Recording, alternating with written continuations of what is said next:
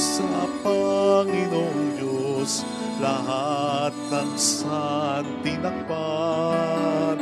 Magsiawit kayo at siya'y pagdangal magpakailanman.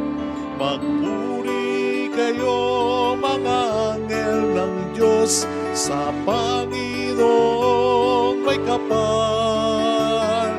Magpuri kayo mga langit, sa Diyos na sa inyo lumikha. Magpuri kayo sa Panginoong Diyos, lahat ng santinakpan. Magsiawit kayo at siya'y pagdangal magpakailanman. Sa ngalan ng Ama at ng Anak at ng Espiritu Santo, Amen. sumainyo ang Panginoon. At sumaiyo rin. Gunitain po natin ang santo na si San Agustin, Bispo, pantas ng simbahan. Hilingin po natin ang kanyang panalangin. At ang kanyang halimbawa ay ating matutunan sa buhay. Upang tayo maging marapat sa misang ito, magsisimula po tayo para sa ating mga kasalanan at pagkukulang. Tayo pong lahat. Inaamin ko sa makapangyarihang Diyos at sa inyo mga kapatid, na lubha akong nagkasala sa isip, sa salita at sa gawa, at sa aking pagkukulang.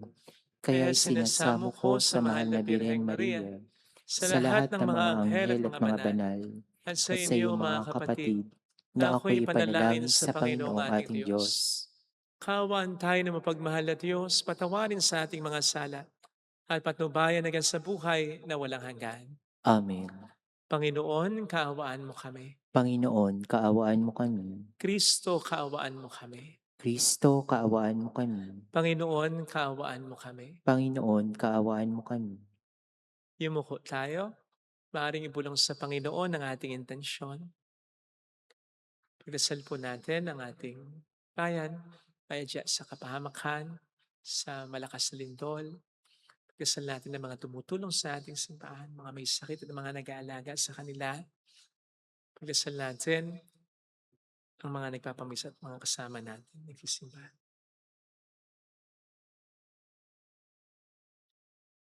Pagdasal natin ang mga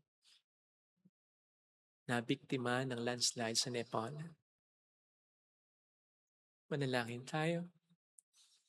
Ama naming makapangyarihan, pagkaloob mo sa iyong sambayanan ang panibagong bugso ng Espiritu na pumuspos kay San Agustin. Malubos nawa sa amin ang pananahanan ng Espiritu upang ikaw na batis ng karunungan ay magbunsod ng aming pananabik at ikaw na bukal ng buhay ay aming masaliksik. Sa pamamagitan ni Jesucristo, kasama ang Espiritu magpasa walang hanggan. Amen.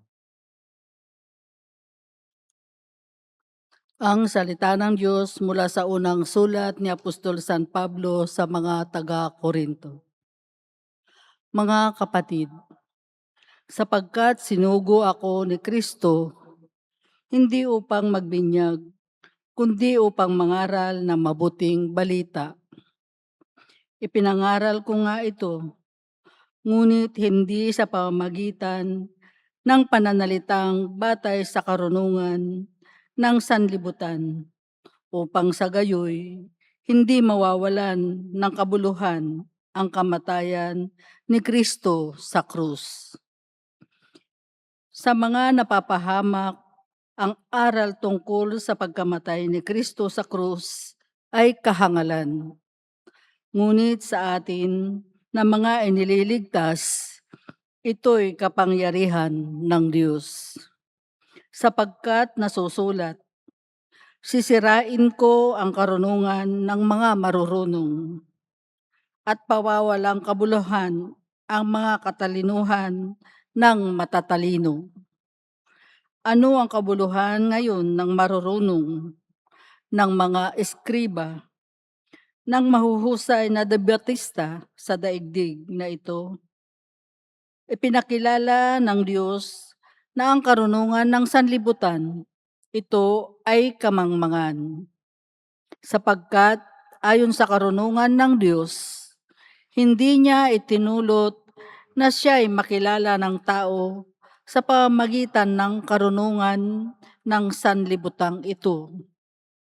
Sa halip, minarapat niyang ang mga nananalig sa kanya'y iligtas sa pamagitan ng mabuting balita sa aming pinangangaral, ngunit ipinalalagay naman ng sanlibutan na isang kahangalan.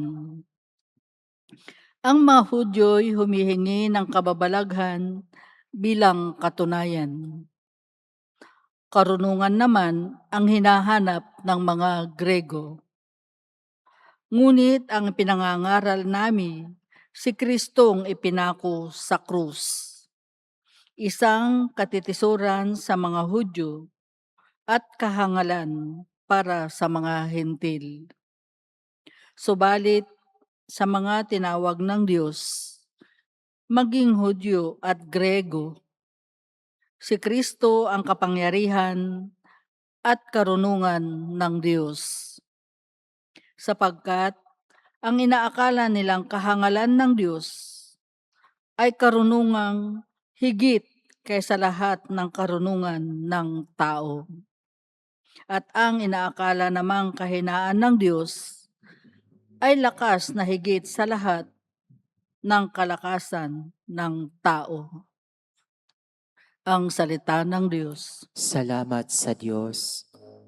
Awat pag-ibig ng Diyos sa sangkalupa ay lubos. Awat pag-ibig ng Diyos sa sangkalupa ay lubos.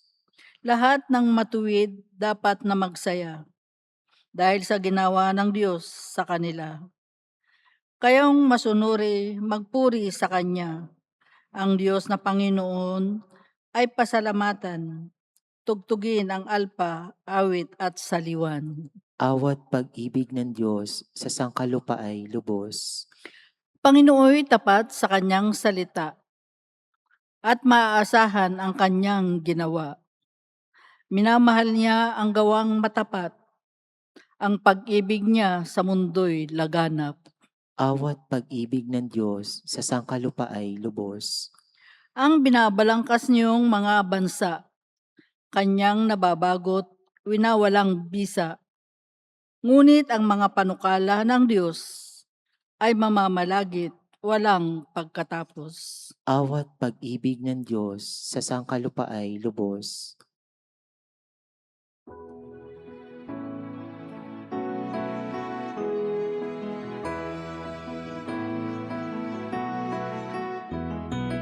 Alleluia, alleluia, alleluia,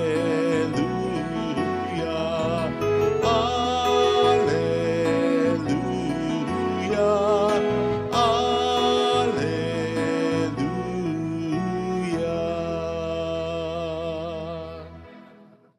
Sumainyo ang Panginoon. At sumaiyo rin. Ang mabuting balita po ng Panginoon ayon kay San Mateo. Papuri sa iyo, Panginoon. Noong panahong yon, sinabi ni Jesus sa kaniyang mga alagad ang talinghagang ito. Dito maitutulad ang pagpasok sa kaharian ng Diyos. May 10 dalagang lumabas upang sumalubong sa lalaking ikakasal.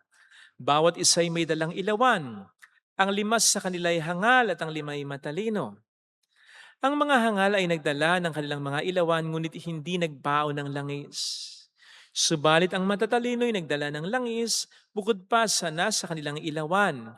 Nabalam ng pagdating ang lalaking kakasal kaya't inantok silang lahat at nakatulog. Ngunit ng hating gabi na ay may sumigaw, "Narito na ang lalaking kakasal, salubungin ninyo!" Agad nagbangon ang 10 dalaga at inayos ang kanilang ilawan. Sinabi ng mga hangal sa matatalino, "Bigyan naman niyo kami ng kaunting langis, sa andap-andap na ang aming mga ilawan eh." "Baka hindi magkasya ito sa ating lahat," tugon ng matatalino. "Mabuti pa'y pumunta muna kayo sa nagtitinda at bumili ng para sa inyo." Kaya't lumakad ang 5 hangal na dalaga, samantalang bumibili sila, dumating ang lalaking kakasal. Ang 5 nakahanda ay kasama niyang pumasok sa kasalan at ipinilid ang pinto. Pagkatapos dumating naman ang 5 hangal na dalaga, "Panginoon, papasukin po niyo kami." Sigawan nila. Ngunit tumugon siya, "Sinasabi ko sa inyo, hindi ko kayo nakikilala. Kaya magbantay kayo, sapagkat hindi niyo alam ang araw ni ang oras." Mga kapatid, ang mabuting balita po ng Panginoon. Pinupuri ka namin, Panginoong Kristo. Welcome sa Our Lady of Lazaret Quasay Parish, kung saan nais lang pong umiyak at samahan tayo ng mahal na ina sa pag-iyak at sa pagdarasal sa kaniyang anak upang maging maayos ang lahat. Isa po sa mga magandang katangian na pinapahalagahan natin bilang mga Kristiyano ay ang generosity o pagbibigay. Lalong-lalo na sa mga nangangailangan. Kahit sa unang dinig ay para bang napaka-harsh, at least improper. Nang naging tugon ng 5 matalinong dalaga, sa 5 hangal na dalagang naghihingi ng langis sa kanila. Lalo pat ito'y kailangan-kailangan na. Para po mailagay sa konteksto, sa kultura po kasi ng mga Hudyo, lalong-lalo na noon, ay unannounced at nababalam din ang kasalan. Ang pagdating din ng lalaking kinakasal. Kaya dapat talaga itong paghandaan, lalo na ng mga abay sa pamamagitan ng pagbabaon ng sapat na langis para sa kanilang ilawan. Alam po ng lahat yan. Eka nga natin sa ngayon, hindi na kailangang i-memorize pa yan. Kaya naman hindi po simpleng pagkakamali ang nagawa dito ng 5 hangal na dalaga. Ito po ay seryosong kapabayaan na hindi po pwedeng iasa talaga sa iba. Dahil yun, primarily, ay responsibilidad nila. And besides, hindi tatawagin ng Panginoon na matalino yung 5 dalagang hindi nagbigay ng langis. Kung may mali sa ginawa nila, tama lang yung ginawa nila. And besides, hindi nila kasalanan ang pagkukulang ng langis ng 5 hangal na dalaga. Hindi nila kinuha yung langis. Talagang nagkulang yung 5 hangal na dalaga. And so, ipinapakita po sa atin ng talinghagang ito na may mga bagay talaga na hindi natin po pwedeng hiramin o iasa sa iba. Halimbawa na lang ang ating pananampalataya, ang ating relasyon sa Diyos. Tama namang ito ay hiningi natin o shinare sa atin ng iba, particularly our parents or those who inspired us to embrace this faith. Pero kaya ito isinalin, ibinigay sa atin para angkinin natin, para isabuhay natin, para i-nourish natin sa pamamagitan ng mga biyayang pinagkakaloob ng Panginoon sa atin. Sapagkat ito ay relasyon na dapat natin sa Diyos at hindi relasyon pa rin ng iba para sa atin. No! Hindi ito dapat na manatiling hiram lang o palamuti lamang sa ating buhay. Natatandaan niyo naman po siguro nung nakaraang linggo. Tama po ba? Na matapos, tanongin ni Kristo ang kanyang mga disipulo, sino ako ayon sa mga tao? Tinanong naman niya sila, kayo, sino naman ako para sa inyo? So mula sa mga narinig ng mga disipulo, ang tanong ni Kristo sa kanila, kayo, anong personal na pagkakilala niyo sa akin? Yun ang ibig sabihin. Kasi dapat ang pananampalataya natin ay maging personal. Ang kinin natin. In as much as ang pananampalataya na hiram lang, inaasa lang sa iba, nagdarasal naman yung magulang ko, mabait naman yung asawa ko, mabuti naman yung pamilya ko. Yung inaasa sa iba, o tinutugon lang, kinukonekta lamang sa iba, mahina yan. Mahina yung pananampalataya yan.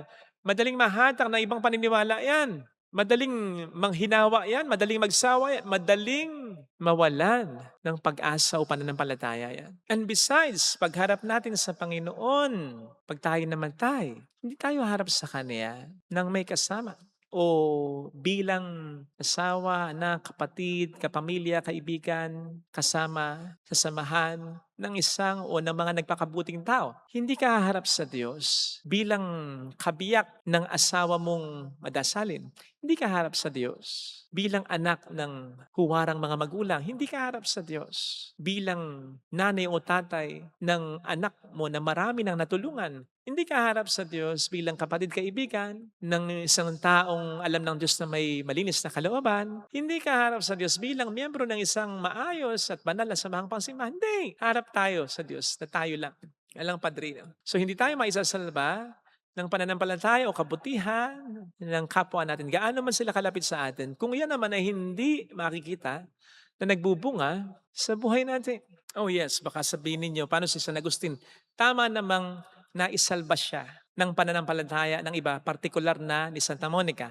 Pero ito ay matapos niya rin namang angkinin yung pananampalataya na inimpart sa kanya, ipinagdasal para sa kanya ni Santa Monica. Inangkin niya yung pananampalataya ngayon. So much so, na ito'y nagbunga sa buhay niya. Ang dami niyang naisulat, ang dami niyang nagawa. Baka nga mas marami ang nagawa siya kaysa sa kanya. Dahil po, yung pananampalataya na isinalin sa kanya ni Santa Monica ay hindi na natiling hiram, hindi na natiling kopya, kundi inangkin niyang talaga. No wonder, siya rin ang may sabi nito sa atin. God who created you without you will not save you without you. Ibig sabihin, God will not save us without our willingness to be saved. Sapagkat ang totoo, iligtas na naman tayo. Niligtas na tayo ni Kristo. Kaya lang, maipakita nawa natin, tulad ni San Agustin, na interesado tayo, gusto natin yung kaligtasan ito. Abi, pinaghirapan ng ating Panginoon ito. Ganun lang ba yan? Sabihin lang natin, gusto nating maligtas, gusto nating mapunta ng kalangitan balang araw. Nang sabi ko nga, hindi naman natin ipapakita na gusto talaga nating mapunta ng langit batay sa ating buhay. If we are not really living our life like we really want to go to heaven. At tulad po ng 5 hangal na dalaga, isipin po ninyo, yung biyaya ng 5 matalinong dalaga, yun din naman ang meron sila eh. Pare-pareho silang may mga ilawan, pare-pareho silang imbitado sa kasalan, pare-pareho silang dapat na umattend sa kasalan. It's just that yung 5 matalinong dalaga ang nagpakita na talagang interesado sila sapagkat yung pinaka-basic dapat nilang gawin ay hindi nila kinlamutan. Pinanindigan nila, hindi nila inaasa sa iba. Kaya sana'y pahalagahan din natin ang mga biyayang pinagkakalob ng Panginoon sa atin, ang mga sakramento. Magsimba tayo, magdasal tayo, magsisi tayo sa ating mga kasalanan. Panatilihin natin ang ating kabutihan. Huwag maging makamundo. Laging sumampalataya sa Diyos. Laging magtiwala sa Kanya. Umiwas sa tukso, sa mga masamang impluwensyang tao. Yun. Yung mga grasyang pinagkakalob ng Panginoon sa atin upang manatili tayong ligtas o namumuhay bilang mga ligtas na, pangalagaan natin. At huwag nating iasa sa iba. Huwag nating sabihin, siya na lang ang magsisimba para sa akin. Siya na lang ang magdarasal para sa akin. Total naman, mabuti ang mga anak ko, ang asawa ko, ay pagbibigyan na rin ako, siguro. Hindi pwedeng ganun. Para mo na rin sinabing gusto mong gumaling sa sakit mo, ng iba ang gusto mong uminom ng gamot para sa'yo. Para mo na lang din sinabi na gusto mong matuto pero iba ang pinag-aral mo para sa'yo. Hindi pwedeng mangyari. Lalong-lalo na sa ating pananampalataya at relasyon sa Panginoon. Kaya sana po itanungin natin ang ating sarili. Kamustahin natin ang ating pananampalataya. Tayo po ba ay nabubuhay pa rin sa pananampalatayang hiram pa rin? O relasyon sa Diyos na inaasa pa rin natin sa iba? Pag-isipan po nating mabuti ha? Sapagkat hindi po magiging matibay ang isang tao sa anumang problema kapag ang kanyang pananampalataya ay hiram pa rin o ang kanyang relasyon sa Diyos ay inaasa pa rin niya sa iba. At katulad ng sinasabi sa Ebanghelyo, hindi po ito magiging katangkap-tangkap sa ating Panginoong Jesucristo. Nasasabihin nga po sa mga mapupunta ng impyerno, sinasabi ko sa inyo, hindi ko kayo nakikilala. Hindi naman ibig sabihin nun, hindi nakikilala ng Panginoon ang mga pangalan nila. Ang ibig sabihin ng pagkakilala kasi sa Biblia ay isang malalim na ugnayan, malalim na relasyon. Alalaumbaga, sinasabi dito ng Panginoon, hindi tayo naging close. Wala tayong naging relasyon. Yun ang ibig sabihin dito ng Panginoon. Kaya wag nawa sa ating mangyari yon dahil ibinibigay naman ng Panginoon ang grasya sa atin ngayon. Amen. Ilagay natin ang ating kanang kamay sa tapat ng ating puso.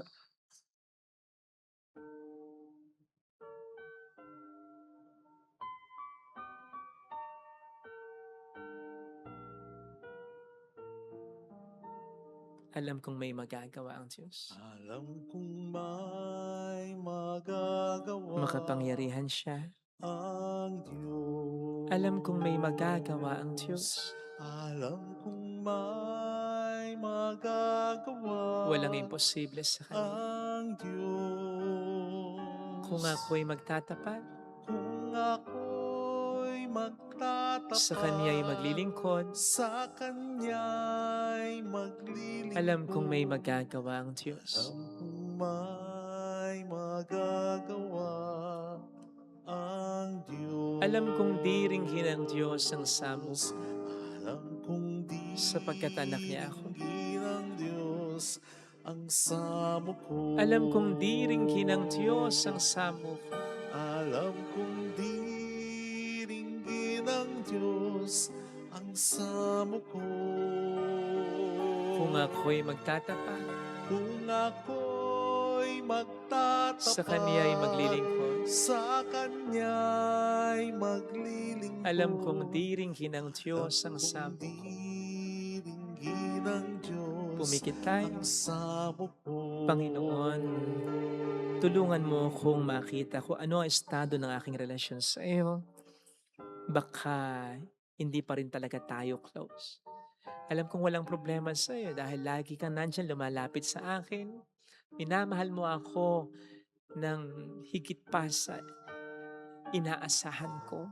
Tulungan mo po ako na makita ang mga dapat kong iayos sa buhay ko, ang mga dapat kong layuan, ang mga dapat kong pagbutihin, ang mga dapat kong dalasan at isabuhay upang mas maging malalim ang relasyon ko sa iyo. Hallelujah! Ito rin po sana ang mangyari sa aming relasyon sa pamilya. Sa mga tao sa amin ay mahalaga. Siya ay muling babalik sa atin. Nagawin namin ang parte namin. Hindi po pwedeng isa lang ang nagmamahal. Hindi po pwedeng isa lamang ang laging umuunawa. Hindi po pwedeng umaasa na lamang kami na patatawarin kami ng mahal namin sa kasalanan namin. Dapat umayos din kami. Dapat gawin din namin ang aming parte. It takes two to tango when it comes to love, when it comes to relationship. Kaya tulungan mo kami, Panginoon, na makita ito para mas mag-flourish ang aming relasyon sa iyo at sa aming kapwa, sa aming pamilya. Kung lalapit ka kay Jesus, gawin natin ang dapat nating gawin. Gawin nating mabuti. Magmahal ka. Pagbutihin mo pagmamahal mo. Igalang mo magulang mo. Pagbutihin mo paggalang mo. Tulungan mo kapatid mo. Huwag natin isipin na sila lang dapat ang gumawa. Tayo ay may parte na dapat nating gawin. Papuri sa Ama at sa Anak sa Espiritu Santo.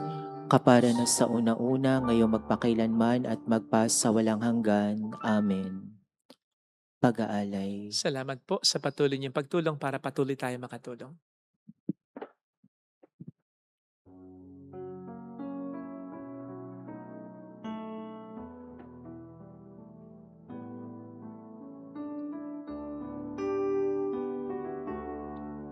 Ang tinapay na ito, sana ay basbasan mo upang ang buhay na ganap ay kamtin ko. O Diyos, narito ang tanging alay ko at sa kamay mo inihandog ko alak at tinapay aming pinagpaguran maging aming buhay tanging sa'yo lamang, tanging sa'yo lamang. Manalangin tayo, pang ating handog ay maging kalugod-lugod sa Diyos samang makapangyarihan. Tanggapin nawa ng Panginoon itong paghahain sa iyong mga kamay, sa kapurihan at karangalan sa ating kapakinabangan at sa buong sambayan banal. Ama naming lumikha, sa pagdiriwang namin sa pagtubos ng iyong anak sa amin, maihain nawa ngayong ginugunita sa San Agustin ang pakikinabang sa matapat na pagsasama sa panandang ito ng pag-ibig at pagkakaisa sa pamamagitan ni Jesucristo, kasama ang Espiritu Santo magpasa walang hanggan.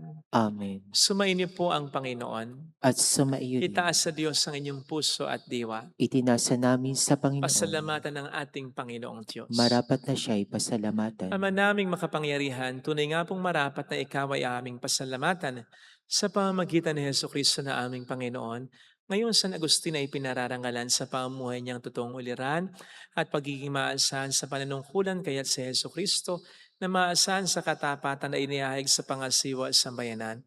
Ang malasakit na mga ulurang tagapangasiwa noon ay nagpapatuloy hanggang ngayon. Sa mga panalangin ka lang iniukol, kaisa ng bayan mong dito'y nagtitipon. Kaya kaisa ng mga anghel na nagsisiawit ng papuri sa iyo ng walang humpay sa kalangitan, kami po'y nagbubunyi sa iyong kadakilaan. Santo, Santo, Santo, Panginoong Panginoong Diyos Diyos ng ng mga mga hukbo, hukbo, napupuno napupuno ang ang langit langit at at lupa ng ng kadakilaan kadakilaan mo. mo. O O sana sana sa sa kaitaasan, kaitaasan, pinagpala ang naparirito sa ngalan ng Panginoon. o O sana sana sa sa kaitaasan. kaitaasan. Ama naming banal, ikaw po ang bukhal ng tanang kabanalan. Kaya't sa pamamagitan ng iyong Espiritu, gawin mong banal ang mga kaloob na ito upang para sa amin ay maging katawan at dugo ng aming Panginoong Heso Kristo. Bago niya pinagtiis ang kusang loob na maging handog, hinawakan niya ang tinapay, pinasalamatan kaniya, pinagati-hati niya iyon, niabot sa kaniyang mga alagad at sinabi, "Tanggapin ninyong lahat ito at kanin. Ito ang aking katawan na ihahandog para sa inyo."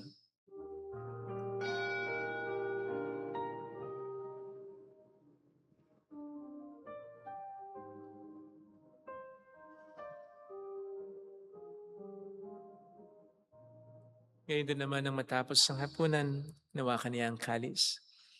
Muli kaniyang pinasalamatan, niabot niya ang kalis sa kaniyang mga alagad at sinabi, "Tanggapin ninyong lahat ito at inumin. Ito ang kalis ng aking dugo ng bago't walang hanggang tipan. Ang aking dugo na ibubuhos para sa inyo at para sa lahat. Sa ikapagpatawad ng mga kasalanan, gawin niyo ito sa pag-alala sa akin."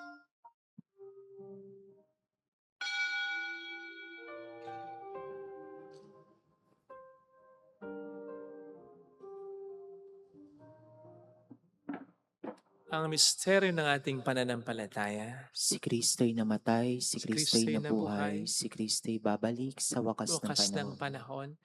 Ang mga ginagawa namin ngayon ng pag-alaala sa pagkamatay at muling pagkabuhay ng iyong anak, kaya inialay namin sa iyo ang tinapay ng buhay at ang kalis ng kaligtasan. Kami po'y nagpapasalamat dahil kami iyong minarapat na tumayo sa harap mo para maglingkod sa iyo. Sinasamo namin kami na magsasalo sa katawan at dugo ni Kristo ay mabuklod sa pagkakaisa sa pamamagitan ng Espiritu Santo.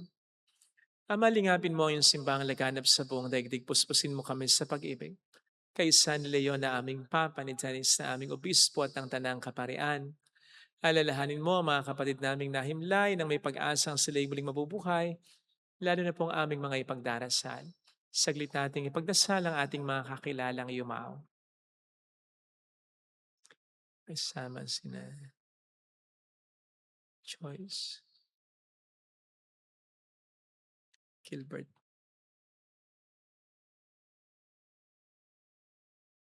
Greg, gayon din ng lahat ng mga pumanaw. Kawaan mo sila at patuloyin sa iyong kaliwanagan. Kawaan mo at paging tapatin kaming lahat na makasalo sa iyong buhay na walang wakas.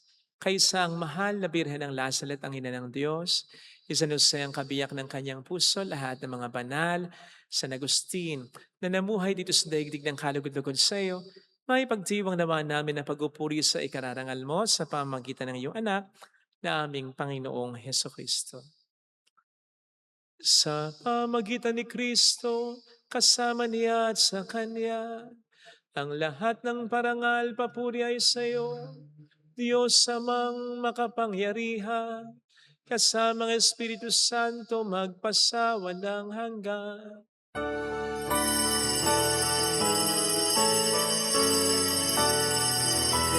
Amen, amen, amen. Tumawag tayo sa Ama.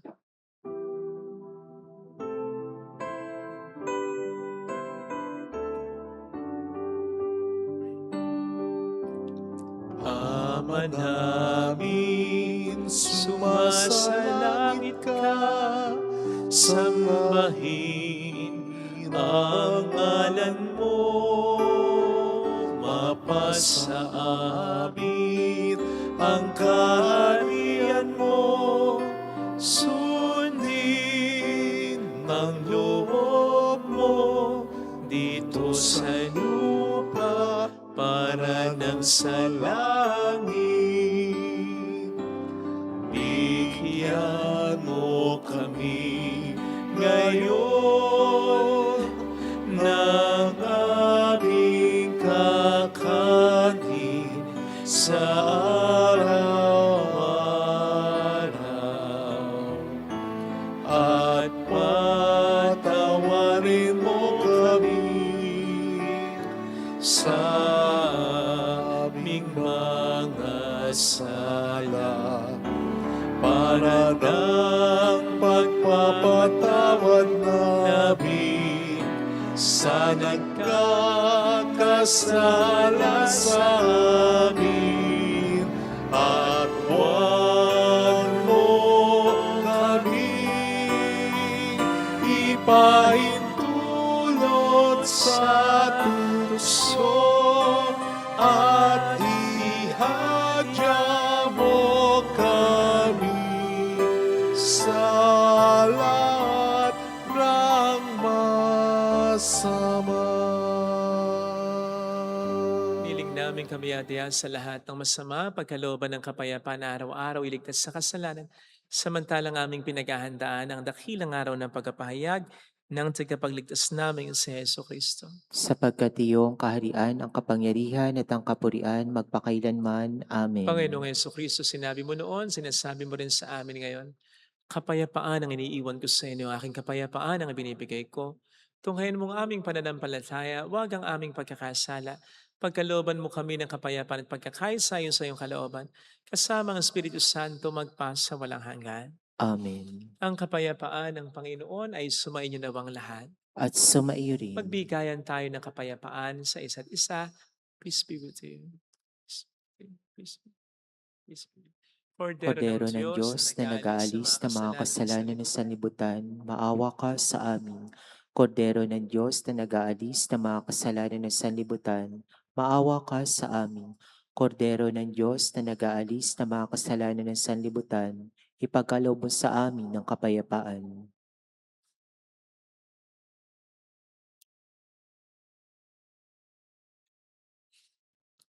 Narito sa harap natin ng Panginoon ang ating buhay at kaligtasan.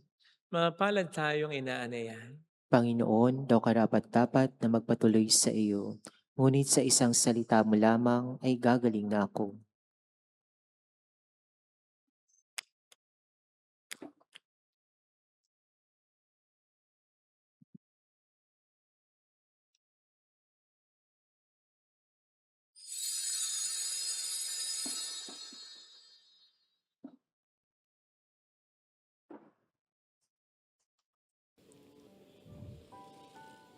Panalangin para sa espiritual na pakikinabang. Panginoong Hesus, ako ay naniniwala na ikaw ay nasa kabanal-banalang sakramento. Iniibig kita ng higit sa lahat at ninanasa kong tanggapin ka sa aking kaluluwa.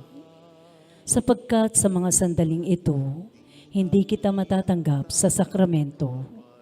Tumuloy ka sa espiritu sa aking puso. Niyayakap kita na parabang naririto ka na. Inaalay ko ng buong buo ang aking sarili sa iyo. Huwag mong hayaang mawalay ako sa iyo. Amen. Dukha man ako sa lahat, dukha man ako sa lahat, ang tanging kong yaman ay mabuhay sa pag-ibig. Ang tanging kong yaman ay mabuhay sa pag-ibig.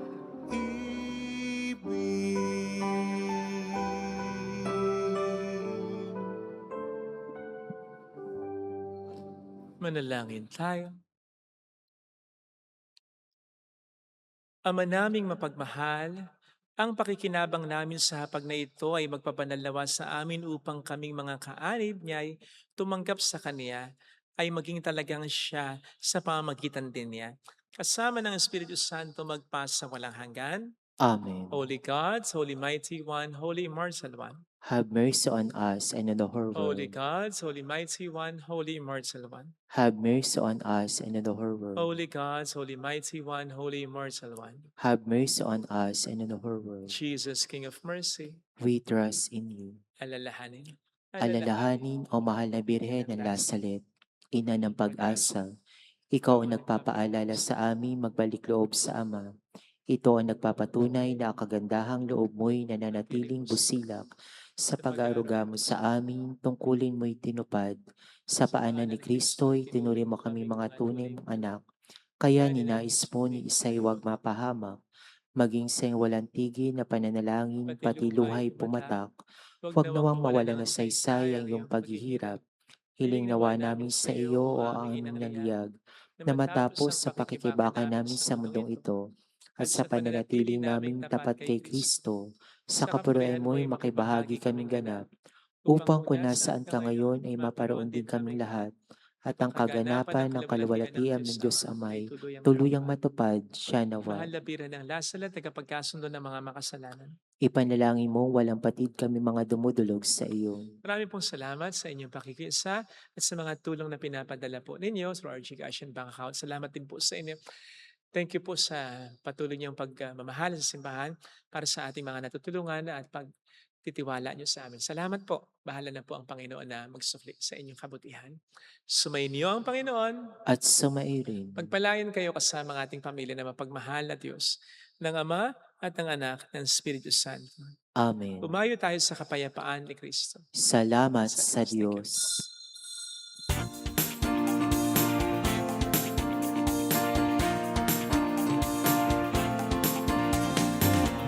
Mary, Mother of the Lord,